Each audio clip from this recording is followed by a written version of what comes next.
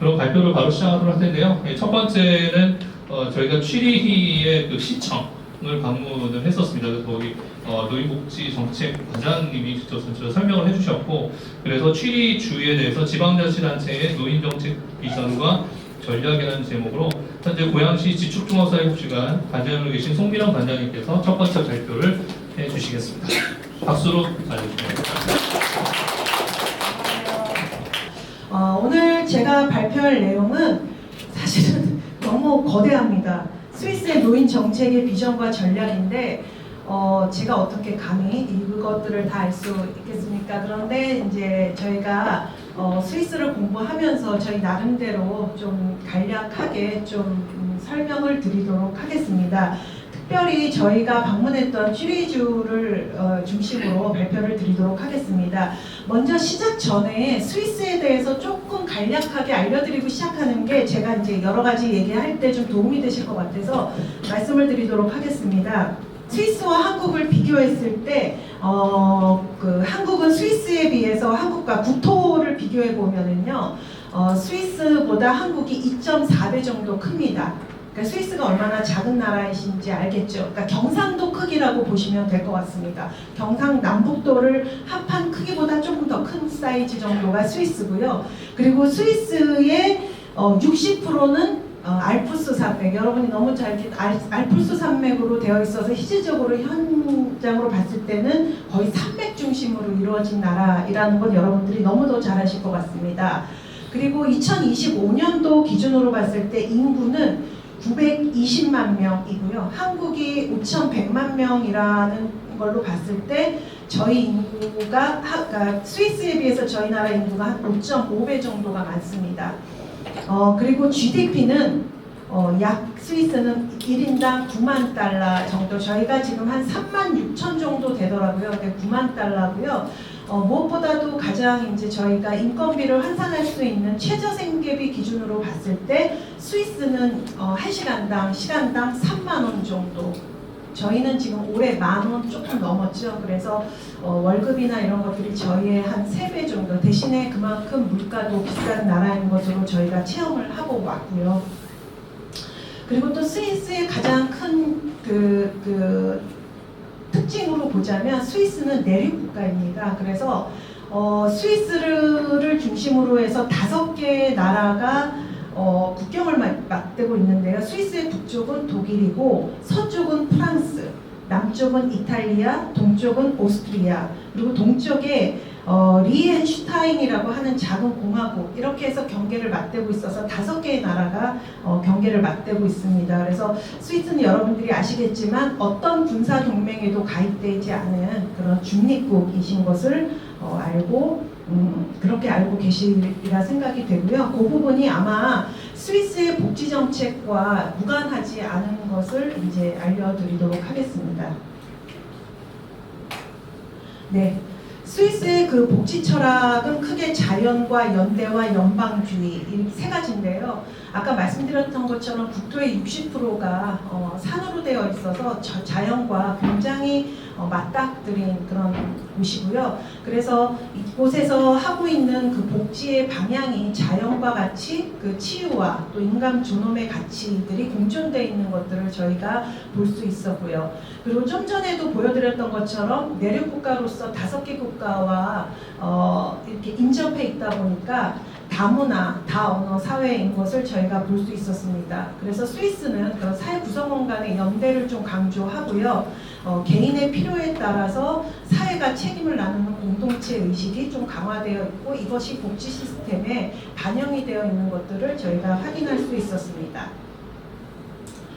그 중에 또 하나는 연방주의라고 하는 부분인데요. 스위스는 이제 직접 민주주의를 실천하고 있는 거라서 복지 정책이나 이런 어떤 정책을 정할 때 국민들이 직접 투표를 해서 주요 정책이나 이런 것들을 결정하는 직접 민주주의 형태를 띠고 있고요. 그래서 복지에 있어서도 국민들의 요구를 직접 반영할 수 있는 그 복지 정책이 가능하다라고 하는 그런 장점들이 있습니다. 아무래도 이제 인구가 적고 나라가 적으니까 가능할 수 있는 일이 아닐까라는 그런 생각이 들고요.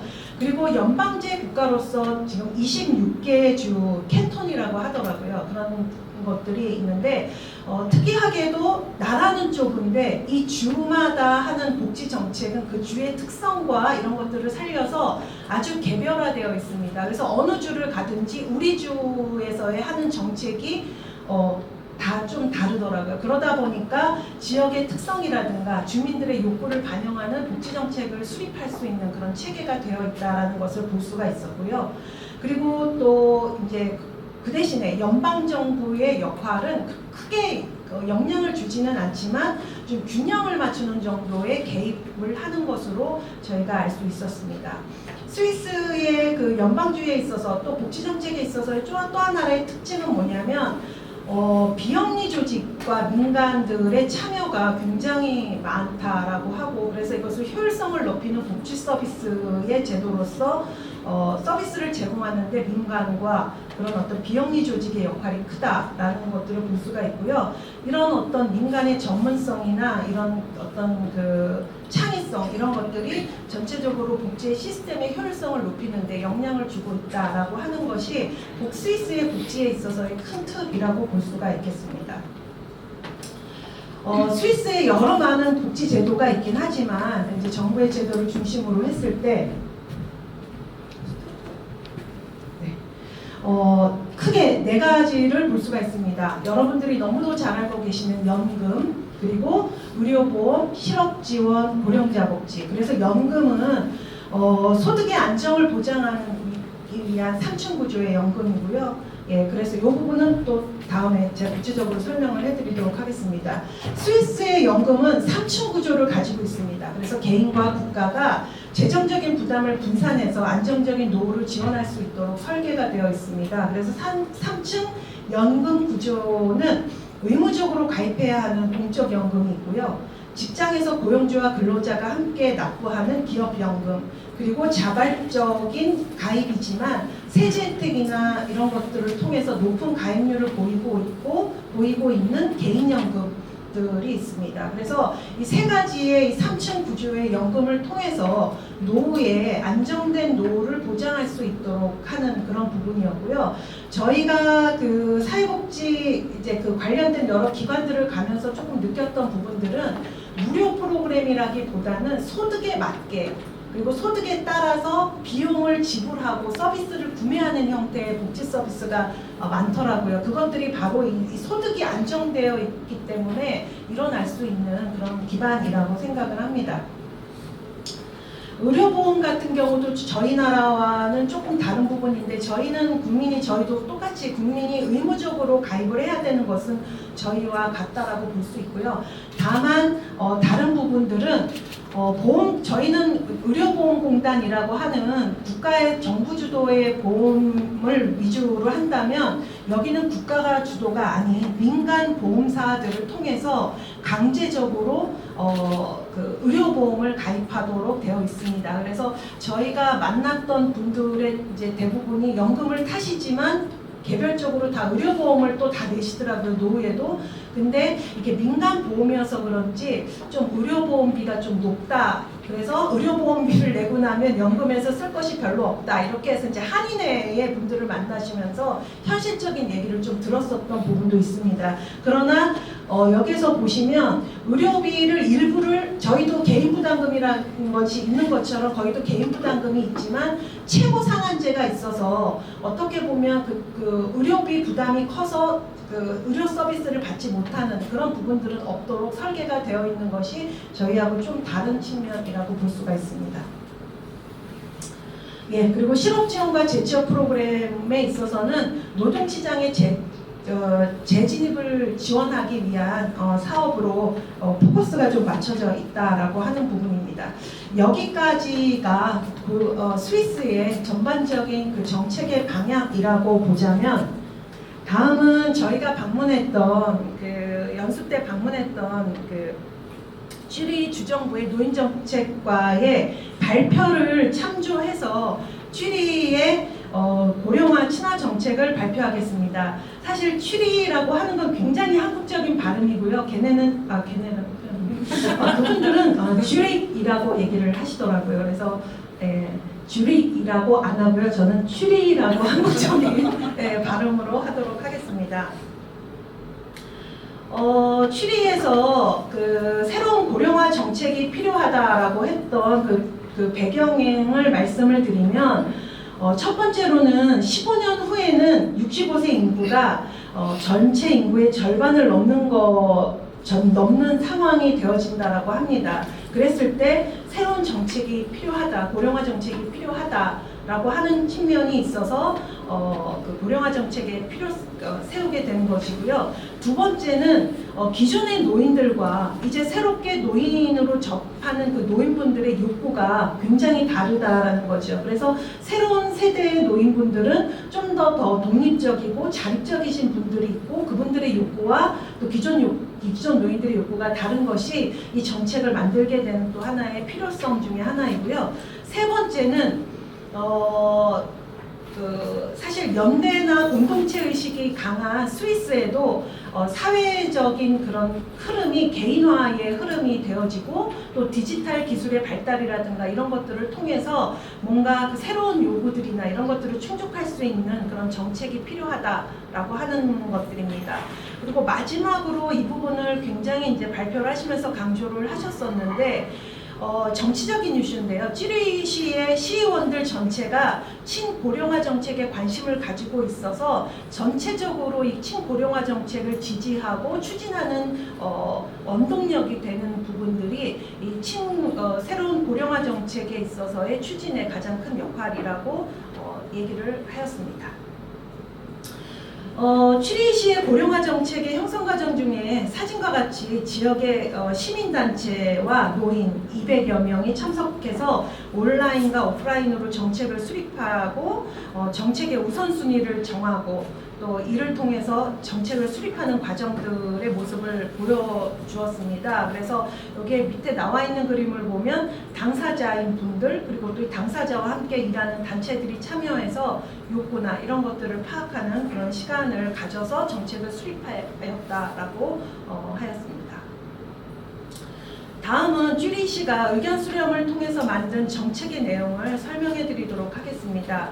4가지 영역과 3가지의 이슈가 그 표에 포함이 되어 있는데요. 첫 번째 영역이 주거와 지원, 약간 파란색 영역입니다. 주거와 지원 및 맞춤형 돌봄이고요. 두 번째 영역은 지역사회 정보 및 서비스, 그리고 세 번째 영역, 붉은색 영역은 공공장소에서의 활동과 공공 영역에서의 활동과 이동에 관련된 부분, 네 번째는 참여, 도움, 그러니까 결국은 어떤 참여를 통해서 이런 서비스들을 만들어갈지에 대한 부분에 대한 이슈였습니다.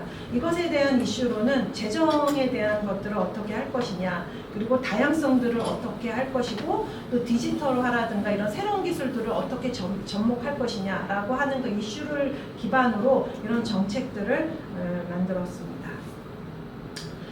4가지 정책 분야 중에 주거 정책에 대한 설명을 말씀드리도록 하겠습니다. 전체 이렇게 배분을 보면은요, 주거 정책에 관련된 부분들이 굉장히 많은 부분들을 차지하고 있는데, 그건 아무래도 이 지방단체의 어떻게 보면 그 가장 잘할 수 있는 부분이 아닐까라는 그런 생각이 들고요. 서비스나 이런 것들은 뒤에 발표에 나오겠지만 굉장히 민간이 활성화되어 있습니다. 그래서 민간에게 그런 부분들은 좀 넘기고 정부가 할 수 있는 일에 좀 더 매진을 한 것처럼 저는 그렇게 느껴졌습니다. 그래서 먼저 주거 정책을 좀 보면은요. 그 예전의 정책의 방향은 시설에서 사는 것을 좀 더 긍정적으로 지원했다라고 한다면 현재는 노인들이 자기가 살던 곳에서 오랫동안 살 수 있게 하기 위해서 노인 친화주택이 많이 필요하다. 그래서 집에서 받을 수 있는 서비스도 발전되어야 한다라는 그런 생각을 가지고 주거정책을 진행하는 것으로 볼 수 있었습니다. 그래서 외래 서비스를 강화하고 그리고 노인 친화적인 그 저렴한 주거 공간을 좀 확대하고 그리고 다양한 제품이나 서비스들을 좀 제공하는 것을 그 내용으로 삼고 있고요. 그리고 무엇보다도 가까운 지역사회 안에서 서비스나 이런 것들을 좀 구매할 수 있도록 하는 것, 그리고 돌봄이나 지원 분야에 있어서 재정 시스템이나 이런 것들을 조금 그 개선을 해서 좀 더 효율적으로 운영할 수 있도록 하는 것입니다.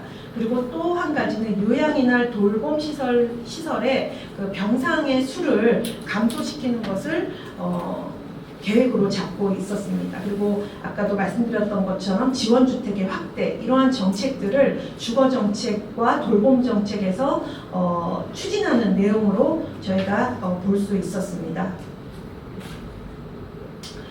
이 그림은 노인주택을 표시한 지도인데요. 여기 표시 밑에 나와 있는 저 회사가 정부에서 소유하고 있는 회사인데요. 노인주택을 짓고 있는 회사입니다.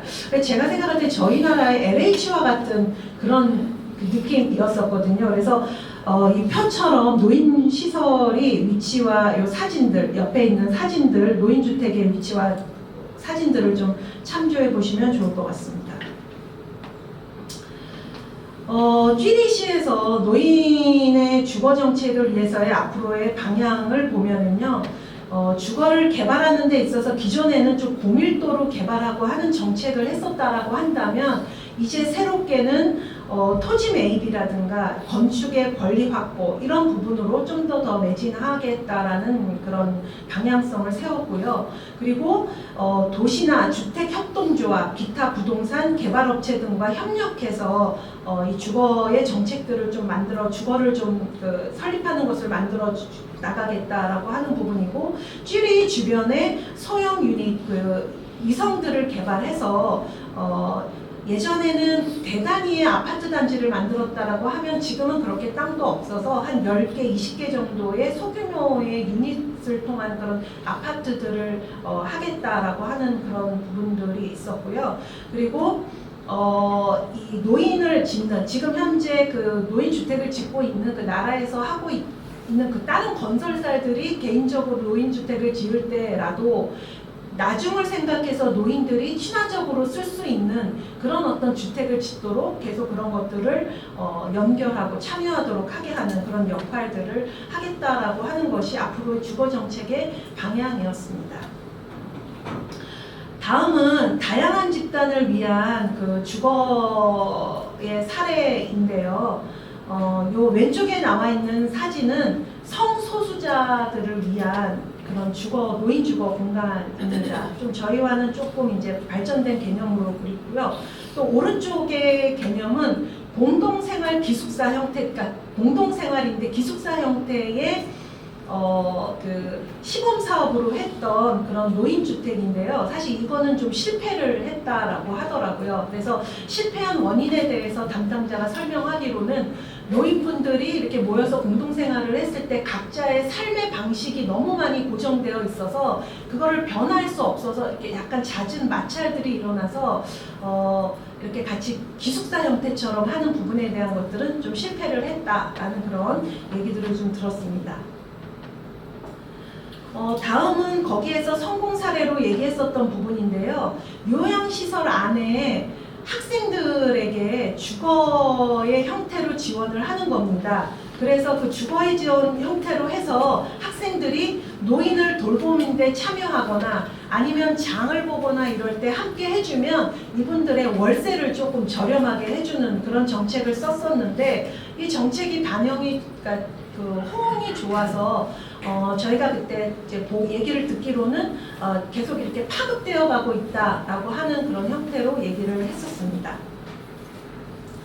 다음에 또 하나의 이제 또 다른 주거의 어떤 사례를 보자면 주거교환 플랫폼인데요. 이것도 이제 어떤 형태인 거냐면, 제가 예를 들어 노인이 살고 아이들이 다 출가하고 나면 넓은 주택에 혼자 살고 있게 되는 거죠. 그런데 시내에 새로 세운 아파트는 작긴 하지만 훨씬 더 편리하기 때문에 이렇게 주거 공간을 바꿔서 사용하는 그런 플랫폼을 만들어서 운영을 했었다라고 하더라고요. 민간에서도 했고 공공에서도 했었는데, 공공에서 했던 사업은 실패를 했었대요. 실패의 원인은 너무 지역의 바운드리가 작아서 서로 이렇게 소위 말하면 매물이 서로 이렇게 선택할 수 있는 매물이 많지 않아서 실패했다라고 하는데, 굉장한 또 아이디어인 것 같습니다. 아이들을 키울 때는 조금 넓은 집이 필요하고, 그리고 노년에는 이렇게 가족, 부부가 살거나 이렇게 하니까 그런 어떤 주거들을 서로 이렇게 교환하는 그런 형태의 좀 아이디어였던 것 같습니다. 좀 전에 말씀드렸던 여러 가지의 주거의 사례는 아까 말씀드렸던 것처럼 노인분들이나 이런 어떤 단체들이 모여서 제안한 내용들을 기반으로 해서 만들어지고 시범적으로 운영해봤던 사례들이라고 합니다.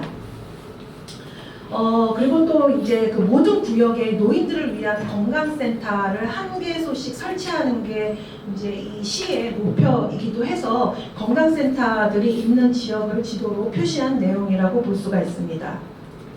그리고 또 이제 요 정책에 있어서 저희 나라에 있어서의 요양원과 같은 시설인데 여기에 개념은 조금 저희하고는 저희는 많이 편찮으시면 요양원에 가는 그런 시스템인데 여기는 조금 건강하실 때부터 이런 어떤 시설에 들어와서 계셔서 내가 있었던 곳에서 그러니까 건강하게 있는 분들이 계시는 곳이 있고 또 건강하지 않은 분들이 계시는 곳이 있어서 내가 건강하다가 건강하지 않았을 때에도 주거나 이런 거를 별도로 이동하지 않고 본인이 생활했던 공간에서 돌봄이라든가 치료라든가 이런 것들을 받을 수 있는 그런 시스템으로 되어 있고요.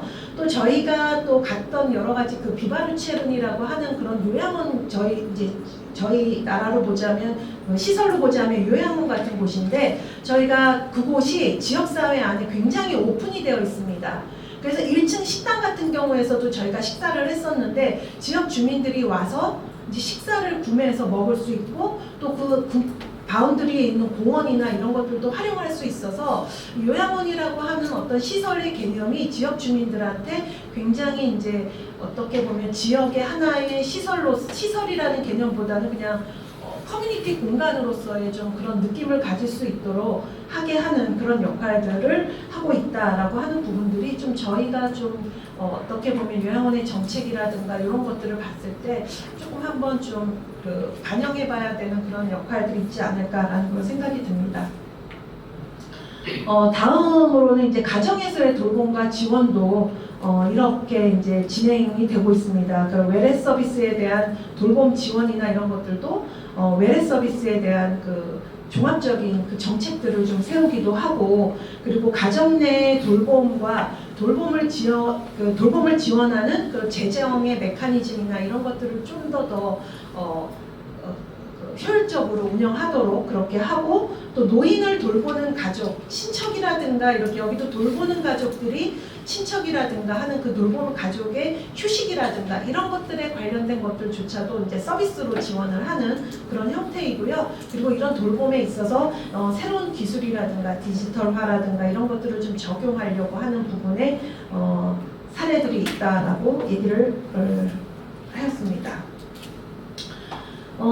여기 노인 친화 정책에 있어서 이 사례는요, 약간의 모델하우스 개념이라고 보시면 될 것 같아요. 그래서 새로운 좀 전에 말씀드렸던 디지털이라든가 이런 새로운 기술이나 새로운 것들이 접목이 되면 이 모데라 노인 친화주택이라는 곳에 한 곳에 그런 것들을 설치해보고 노인과 관련된 단체라든가 아니면 노인이 직접 그것을 활용해보고 그것 실질적으로 편리하면 그것을 주거라든가 이런 데 이렇게 적용하게 하는 그런 어떤 방식으로 모델하우스 같은 것들을 좀 이렇게 시범적으로 운영을 하고 있는 그런 사례들도 볼 수가 있었습니다.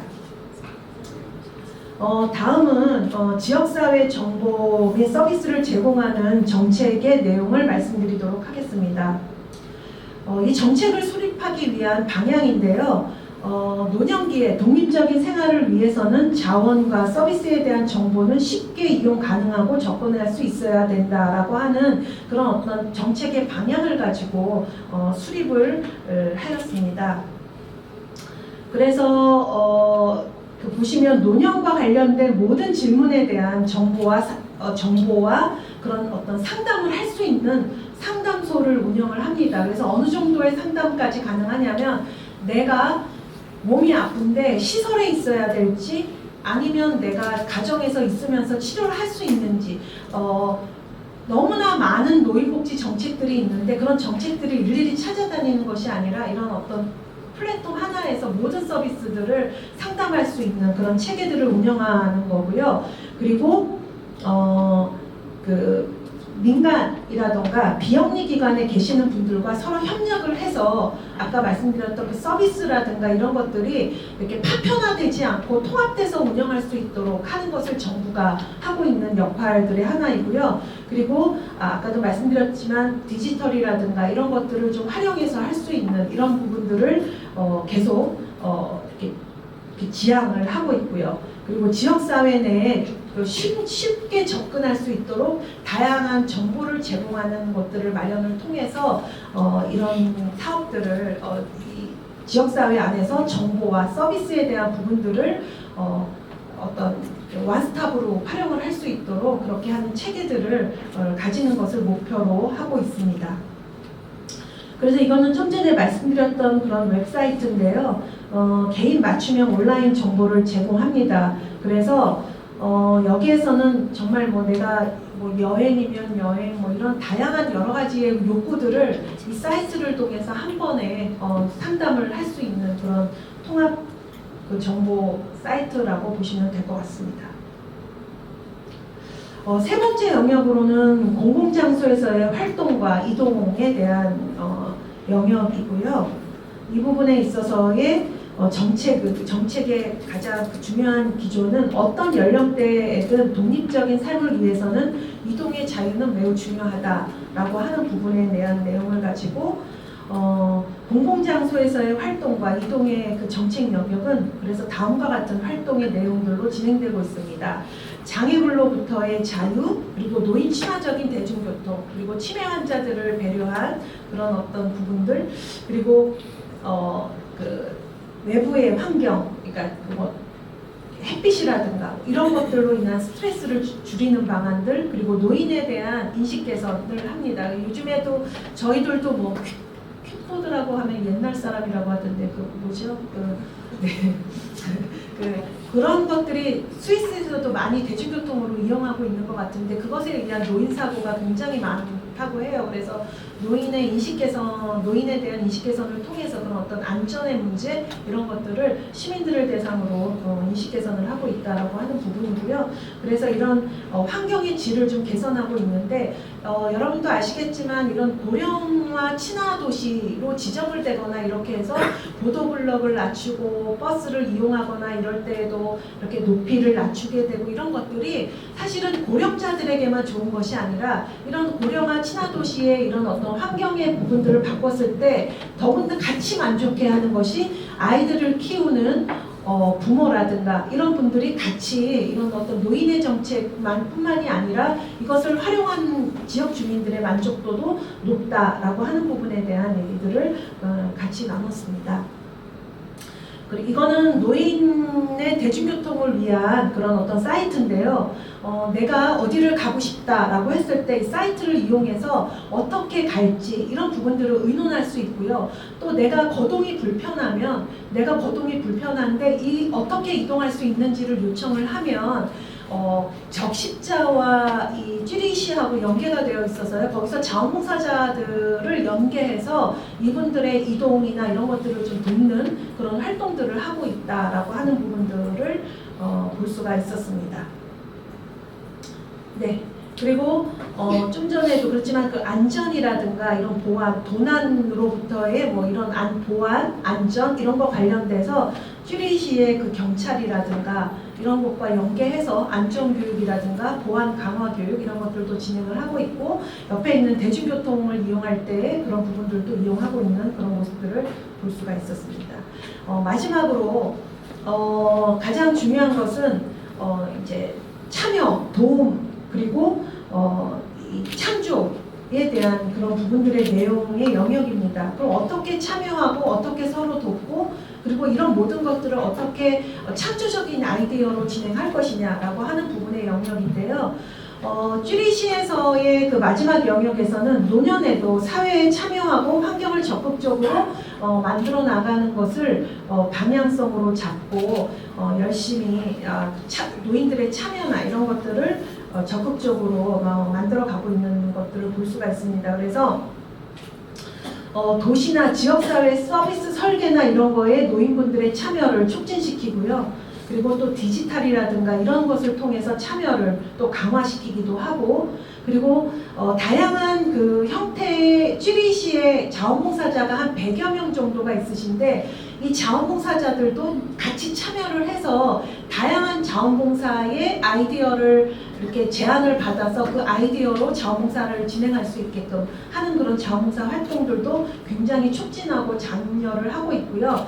또 한 가지는 이제 여러 가지 그 스위스의 특성상 다문화 지역이고요. 이미 이주민이 많이 있는데, 이런 어떤 참여에 이주민이라든가 이런 분들이 같이 참여해서 통합해서 나아갈 수 있는 방향으로 정책을 추진해 나가고 있는 것들을 저희가 볼 수 있었습니다. 그래서 이 장면은요, 그 노인분들이 75세 이상의 노인분들이 지역의 산책로를 돌면서 어떤 것들이 변화돼야 되는지라고 하는 것들을 보는데, 단순하게 어르신들만 도는 게 아니라 지역사회, 교회라든가 단체들과 서로 연계해서 같이 돌게 함으로 네트워킹을 만들어주는 그런 작업들을 하고 있다라고 했고요. 그리고 여기 나와 있는 그 사진, 옆에 이 사진 같은 경우에는 노인 당사자분들 뿐만 아니라 자원봉사자로 참여하시는 분들의 의견도 수렴하는 그런 모습들로 볼 수가 있습니다. 그리고 요거는 아까도 말씀드렸던 것처럼 자원봉사 활동을 지원하고 강화하는데 이동을 위해서, 이동이 좀 불편하신 분들에 그래서 봉사자에 의해서 이렇게 이동을 지원하는 모습을 볼 수가 있습니다. 네. 어떻게 가야 할까요? 저희는 사실 저희가 이제 뭐 취리의 그 시를 보고 저희가 어떤 정책적인 그런 아젠다를 이렇게 얘기를 할 수 있을까? 정책적인 것들은 어쨌든 저희가 현장에 있으면서 이렇게 제안을 하는 것도 중요하지만 좀 이런 부분들을 어떻게 좀 현실화시킬 수 있을까라고 하는 부분에 대한 고민들을 했는데, 제가 맡은 부분이 정책이다 보니까 어떻게 보면 이제 오늘 참석하신 우리 백선희 교수님과 같이 법을 만드시거나 정책적인 이슈를 담당하실 수 있는 분들이 조금 이런 부분에 대한 관심을 좀 가지면 좋겠다는 그런 생각을 하면서 몇 가지 복지, 한국 복지의 적응의 방안에 대해서 마지막으로 말씀드리고 마치도록 하겠습니다. 첫 번째는 제가 스위스에서 저희가 가장 많이 봤었던 것들이 소득의 60%에서 80%를 보장하는 그런 어떤 연금제도가 사실은 어떻게 보면 노인의 안정된 삶을 지원하는 정책의 핵심이라고 보여졌습니다. 그래서 저희도 이 연금개혁이라든가 이런 것들을 통해서 노인의 소득이 보장되고 하는 것들을 좀 만들어가는 것을 강화해야 되지 않을까라는 그런 생각을 해봤고요. 에이징 인 플레이스라 그래가지고 저희도 사실 이런 것들을 요즘에 이제 노인 통합 돌봄이라고 하는 것들을 통해서 지역사회 안에서 노인들의 통합적으로 돌보는 역할들을 좀 하려고 하는 부분들이 있는데, 여기에서의 시설 중심에서 지역사회 중심으로 바뀌는 데는 사실 뭐 여러 가지가 있습니다. 사실 시설 중심에 굉장히 많은 재정이 들어가는 부분들이 있는데, 그 재정을 지역사회를 돌리고 개인에게 조금 더 지원한다라는 정책의 방향을 볼 수가 있는데, 저희 나라에서도 좀 이런 방향으로 가게 될 경우에 지역사회 안에서 최대한으로 지역사회 안에서 살 수 있는 그런 어떤 지역사회 돌봄의 형태를 정책을 가져갈 수 있지 않을까라는 생각이 들고요. 저희도 이제는 액티브 시니어들이 굉장히 많이 나오고 계십니다. 그래서 이분들을 위한 은퇴 정책, 은퇴 준비부터 시작해서 이분들을 위한 어떤 정책들이 굉장히 많이 확대되는 것이 필요하다라는 그런 부분이고요. 사실 가장 중요한 것은 스위스에서 봤을 때 또 가장 이제 뭐 뒤에 발표에도 나오겠지만 중요한 부분들은 이 노인의 그 돌봄의 영역에 있어서 세대 통합이라고 하는 어떤 그런 돌봄의 이슈들을 많이 가지고 정책을 만든다라고 하는 것이었습니다. 그리고 자원봉사의 참여를 많이 확대를 하고, 그래서 저희 나라도 사실 지금 이제 올해부터죠, 초고령화 시대에 들면서 돌봄 인력의 부족의 문제를 어떻게 해결할 것인가가 또 다른 이슈로 나오고 있는데요. 그럴 때 굉장한 이 자원봉사의 활동과 세대 통합의 프로그램들, 이런 것들을 통해서 좀 돌봄의 인력들을 좀 더 확충하는 방안들, 이런 것들이 스위스에서 얻어올 수 있었던 좋은 인사이트가 아닌가 생각이 됩니다. 네, 여기까지 발표를 마치도록 하겠습니다. 감사합니다.